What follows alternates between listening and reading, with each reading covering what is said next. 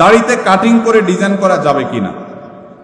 দাড়িতে কাটিং করে ডিজাইন করা বলতে যদি বুঝান ওই যে ফ্রেঞ্চ কাট এটা সেটা, তাহলে এটা দাড়ির সাথে একটা তামাশা এবং মশকরা করা।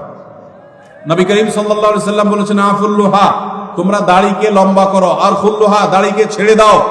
পরিষ্কার নির্দেশ নবীজির। কোন একটা হাদিসে নবীজি সাল্লাল্লাহু আলাইহি সাল্লাম আমাদেরকে দাড়িতে কাটিং আর স্টাইল করতে বলেন না। এটা স্টাইলের জিনিস না। যারা দাড়ি রাখতে ইতস্তত বোধ করেন তাদেরকে বিনয়ের সাথে বলতে চাই, এটা পুরুষত্বের মার্কা। এটা কিসের মার্কা? আল্লাহ নারীর শরীরে যা যা দিয়েছেন, নখ আপনারটা বাড়ে, মহিলাদেরটাও বাড়ে। আপনার মাথার চুল আছে, তাদেরও আছে।